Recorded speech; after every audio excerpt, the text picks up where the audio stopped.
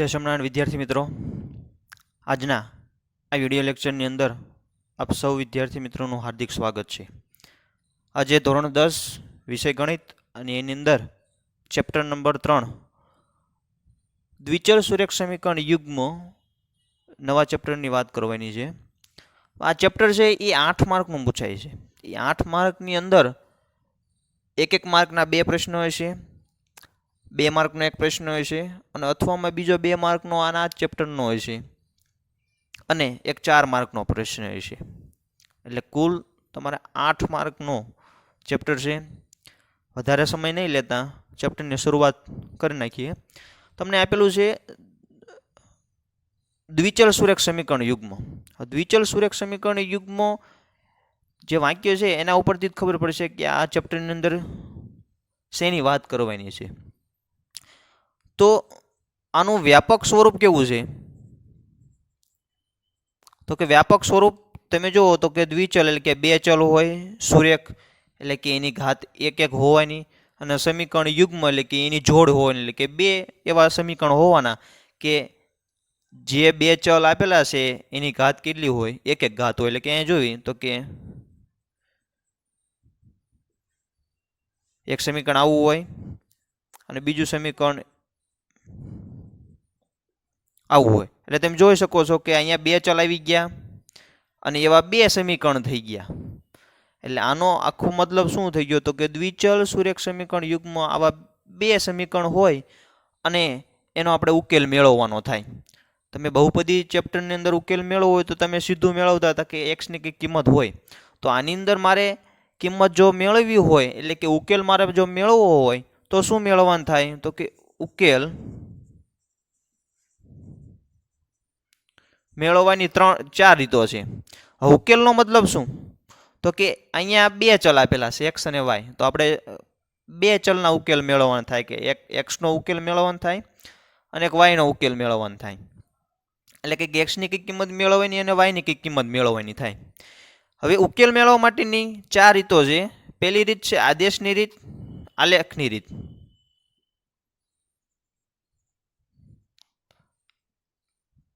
આ પહેલી. બીજી છે આદેશની રીત, ત્રીજી છે લોપની રીત અને ચોથી છે ચોકડી ગુણાકારની રીત.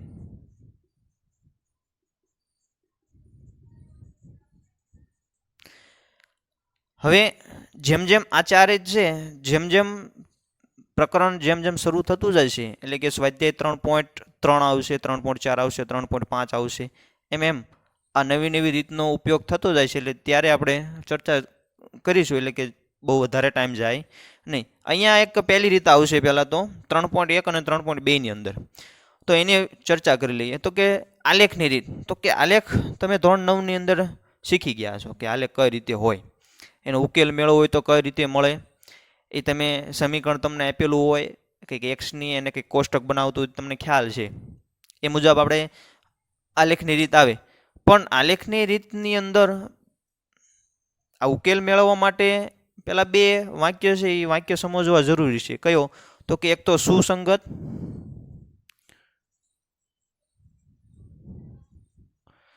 સુસંગતનો મતલબ શું? તો કે સમીકરણ જે યુગ્મ તમને આપેલા છે ના ઉકેલ મળે તો એને તમે સુસંગત કહી શકો. પણ સુસંગત ન હોય તો એના માટે જે સમીકરણ તમને યુગ્મ આપેલા છે સમીકરણ યુગ્મ ના ઉકેલ ન મળે.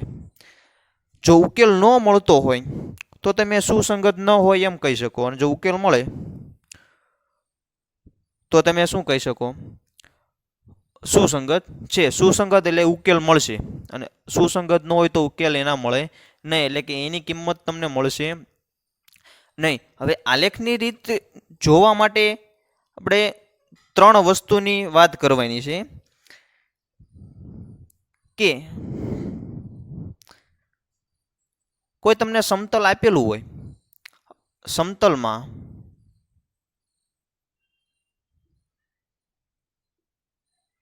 રેખાની જોડ માટે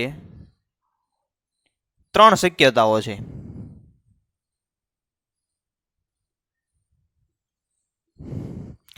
કઈ કઈ 3 શક્યતાઓ? કોઈ તમને સમતલ આપેલું, સમતલ એટલે તમને કંઈક આલેખ આપેલો હોય, એ આલેખ 3 પ્રકારના તમને મળે. હવે 3 પ્રકારની અંદર તો કે એક તો આલેખ એવો હોય કે એક બિંદુમાં છેદતો હોય. એક બિંદુમાં છેદે એટલે એનો મતલબ તમને કંઈક આવો આલેખ આપેલો હોય. આ તો તમને ખબર જ છે કે આવડું એક્સ અક્ષ અને આ વાય અક્ષ. હવે એક બિંદુમાં છેદતો એટલે 2 સમીકરણ આવા હોય. કદાચ કોઈ બિંદુમાં છેદતા હોય, માની લો કે આ બિંદુમાં છેદે છે અહીંયા. આ તમને સમીકરણ તમને આપેલા હોય અને આ રીતે કંઈક એક બિંદુની અંદર છેદતા હોય. એ છેદતા હોય એટલે કે એક બિંદુમાં છેદે છે એવું તમે કહી શકો. બીજું તો કે એક પણ બિંદુમાં છેદે નહીં, એક પણ બિંદુમાં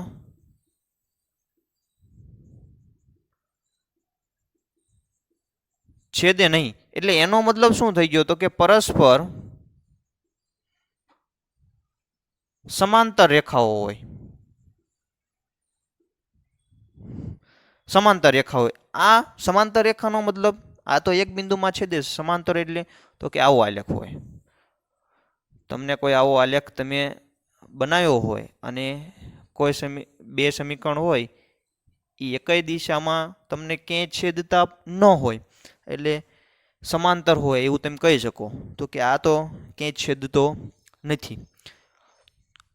એક આવું પણ બની શકે. અને ત્રીજી જે શક્યતા છે, ત્રીજી શક્યતા છે સંપાતી હોય.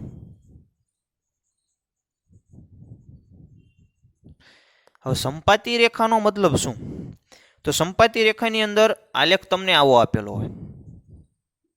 આલેખ તમને ક્યારેક દોરવાનું કીધું હોય તો આલેખ છે એ એક સમીકરણ હોય, એના ઉપર જો બીજું સમીકરણ હોય તો તમે કહી શકો કે સંપાતી રેખા છે. એકની ઉપર બીજું સમીકરણ આવતું હોય એટલે કે એક રેખાની ઉપર બીજી રેખા આવતી હોય એવું તમે કહી શકો.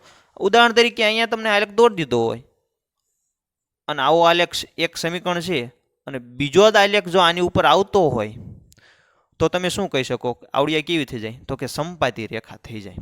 કેવી થઈ જાય? સંપાતી રેખા થઈ જાય. હવે એના માટેનું એક કોષ્ટક છે, એ કોષ્ટક આપણે જોઈએ. એક કોષ્ટક સમજતા પહેલા 3 વાક્ય છે, એ 3 વાક્ય જોઈ લઈએ. 3 વાક્ય શું કહે છે? તો કે આપણે 3 શક્યતાઓ જોઈ કે એક તો એક બિંદુમાં છેદતું હોય, પરસ્પર હોય, પરસ્પર સમાંતર હોય, અને ત્રીજું છે એ સંપાતી રેખા હોય. હવે જો કોઈ રેખા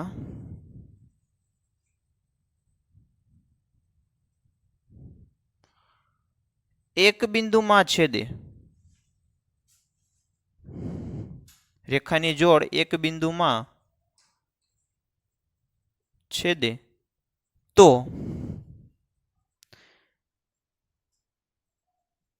તેના એટલે કે જોડીના ઉકેલ એક એટલે અનન્ય કહેવાય. ઉકેલ મળે. એટલે આનો મતલબ શું કીધું?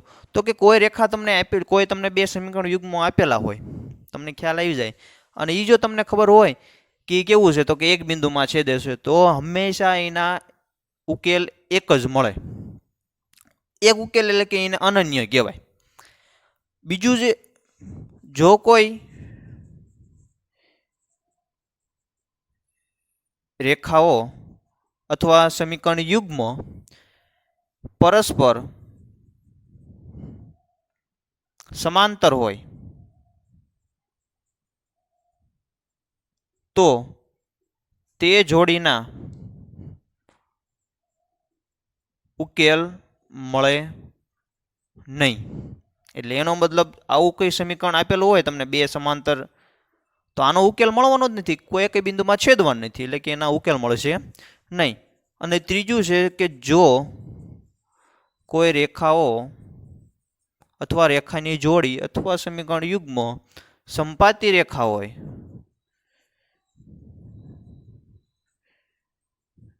જોડી હોય તો તેના ઉકેલ અનંત મળે. આવું કોઈ હોય સમીકરણ કે એની ઉપર બીજી કોઈ રેખા હોય તો આના ઉકેલ ઘણા બધા મળવાના છે, અનંત મળવાના છે. આ ત્રણ મુદ્દા જો તમને યાદ રહી જાય એટલે કે આખે આખું તમને કોષ્ટક યાદ રહી જાય છે. જોઈએ કોષ્ટક આપણે. હવે કોષ્ટક છે, આ કોષ્ટક જો તમને યાદ રહી જાય તો તમને 3.2 યાદ રહેશે. કોષ્ટક યાદ રાખવા માટે તમને કોષ્ટકની અંદર 3-4 વાક્યો આપેલા છે કે રેખાઓની એટલે કે રેખાઓની જોડ એટલે કેવા હોવો જોઈએ, તો કે બે સમીકરણ આપેલા છે, સમીકરણ યુગ્મની એટલે કે જોડી હોવી જોઈએ. ગુણોત્તર એની અંદર શું કરવાનું છે એ ખાસ મહત્વનું છે. આલેખનું સ્વરૂપ એટલે કે આલેખ જો તમે આલેખ દોર્યા વગર જો આપણે જોવું હોય કે કેવો એનો આલેખ મળશે તો આની ઉપરથી તમને આલેખનું સ્વરૂપ તમને મળશે. અને બેઝિક સ્વરૂપ, બેઝિક સ્વરૂપ એટલે તમને સીધે સીધું કે કેવું હોય છે કે ભાઈ એક બિંદુમાં છેદે એવું હોય છે, પરસ્પર સમાંતર હશે કે સંપાતી રેખા હશે, એ આ કોષ્ટક ઉપરથી તમને ખબર પડશે. જોવી કોષ્ટક તો રેખાઓની જોડી તો કે બે સમીકરણ આવા હોવા જોઈએ, a1x વત્તા b1y વત્તા c1 બરાબર 0 અને બીજું સમીકરણ a2x વત્તા b2y વત્તા c2 બરાબર 0. હવે આનો મતલબ તમને કોઈ પણ તમને સમીકરણ આપેલા હોય, આ a1 એટલે તમને ખબર છે કે x નો સહગુણક, b1 એટલે ખબર છે કે y નો સહગુણક. મેં અહીંયા a1 અને a2 મેં ફેરવીને શું કામ લખ્યા, કારણ કે બે સમીકરણ સરખા ન થઈ જાય એટલા માટે. હવે ગુણોત્તરની સરખામણી, તો ગુણોત્તરની સરખામણી એટલે કે જો a1 ના છેદમાં a2 is not equal to b1 ના છેદમાં b2 હોય એટલે આનો મતલબ a1 ના છેદમાં a2 તમે કરો અને b1 ના છેદમાં b2 કરો, એ બે જો જવાબ તમને સરખા ન મળે, નોટ ઇક્વલ ટુ છે, ન મળે તો એનો આલેખ કેવો બનશે, તો કે એક બિંદુમાં છેદતો હોય એવો બનશે. એક બિંદુમાં છેદે એવો તમને મળશે આલેખ. એક બિંદુમાં છેદતો હોય એટલે આગળ જઈને કંઈક ક્રોસ થતો હોય, એટલે ક્રોસ એટલે કે એક બિંદુમાં કંઈક છેદતો હોય. હવે એનું બેઝિક સ્વરૂપ કેવું હોય, તો કે એના ઉકેલ કેટલા તમને મળે, તો કે ઉકેલ એક ઉકેલ મળે. એક એટલે અનન્ય કહેવાય ને, અનન્ય ઉકેલ મળે. બીજું છે એકની વાત થઈ ગઈ. હવે બીજું શું કહે છે, તો કે આવું સમીકરણ હોય અને એ સમીકરણની અંદર જો તમને આવું સ્વરૂપ મળે a1 ના છેદમાં a2 is equal to b1 ના છેદમાં b2 is not equal to c1 ના છેદમાં c2. હવે આનો મતલબ શું, તો કે એટલે કે a1 ના છેદમાં a2 તમે કરો એવી જ રીતે b1 ના છેદમાં b2 કરો, આ બે સરખા તમને મળવા જોઈએ. a1 ના છેદમાં a2 અને b1 ના છેદમાં b2 બે તમને સરખા મળવા જોઈએ. અને a1 ના છેદમાં a2 અને c1 ના છેદમાં c2 બે સરખા તમને મળવા જોઈએ નહીં. એટલે કે આ બે સરખા હોય પણ આ બે સરખા ન હોય તો તમને આલેખ કેવો મળશે, તો કે પરસ્પર સમાંતર મળે. પરસ્પર સમાંતર મળે. હવે પરસ્પર સમાંતર મળે એટલે આ રીતનો આલેખ થઈ જાય, એક આ રેખા થઈ જાય અને એક આ રેખા થઈ જાય, પરસ્પર સમાંતર થઈ જાય. તો આ તો કે બિંદુમાં છેદવાનું નથી એટલે કે આનો ઉકેલ મળે નહીં, એટલે કે એક પણ ઉકેલ મળે, એટલે કે હું આ લખી નાખું ઉકેલ ન મળે. ત્રીજું છે કે જો તમને કોઈ આ રીતનું તમને આપેલું હોય કે a1 ના છેદમાં e2 is equal to b1 ના છેદમાં b2 is equal to c1 ના છેદમાં c2, જો ત્રણ સરખા મળી જાય એટલે કે તમે ગુણોત્તર કરો a1 ના છેદમાં a2, b1 ના છેદમાં b2 અને c1 ના છેદમાં તમે c2 કરો, તો તમને જો આવું મળે તો તમે કહી શકો કે આ કેવી છે, તો કે સંપાતી રેખા છે. જો આવું મળી જાય એટલે તમને ખ્યાલ જ હોય કે કેવી છે, સંપાતી રેખા હોય. હવે સંપાતી રેખા હોય તો મેં તમને કીધું કે સંપાતી રેખામાં તો કે અનંત ઉકેલ મળે. કેટલા ઉકેલ મળે, અનંત ઉકેલ મળે. હવે મારે આની અંદર સુસંગત અને સુસંગત નથી એવું મારે બતાવવું હોય તો આને એક ઉકેલ મળે છે. સુસંગત ક્યારે હોય, તો કે ઉકેલ મળે તો એ સુસંગત કહેવાય, તો કે આ સુસંગત હશે. પછી ઉકેલ ન મળે એટલે કે સુસંગત નથી. અને અનંત ઉકેલ મળે એટલે કે મૂળ તો ઉકેલ મળે ને, એટલે કે સુસંગત છે. આટલી વસ્તુ તમને ખબર પડી ગઈ. આટલું જો ફરીથી તમને કરાવી દઉં, જો એક બિંદુમાં છેદતો હોય એટલે એનો મતલબ કેવું હોય તો કે a1 ના છેદમાં a not equal to b1 ના છેદમાં b2. પરસ્પર જો સમાંતર હોય તો આવું હોવું જોઈએ. સંપાતી હોય એટલે કે ત્રણે ત્રણ વસ્તુ સરખી હોવી જોઈએ. સંપાતી હોય તો અનંત ઉકેલ મળે. સંપાતીનો મતલબ શું તો કે સંપાતી એટલે કે એક રેખા ઉપર બીજી રેખા હોય એટલે તમને ખબર પડી જાય કે આના ઉકેલ તમને કેટલા મળશે, અનંત મળે. અને જો સમાંતર હોય, સમાંતર એટલે આ રીતની રેખા હોય તો કેવા ઉકેલ મળે, તો ઉકેલ જ ન મળે એના. અને જો ક્રોસ કંઈક થતો હોય તો એનો ઉકેલ અનન્ય એટલે કે એક ઉકેલ મળે. આટલી જો વસ્તુ તમને યાદ રહે એટલે 3.1 3.2 તમને યાદ રહી જાય છે. રેડી? આભાર.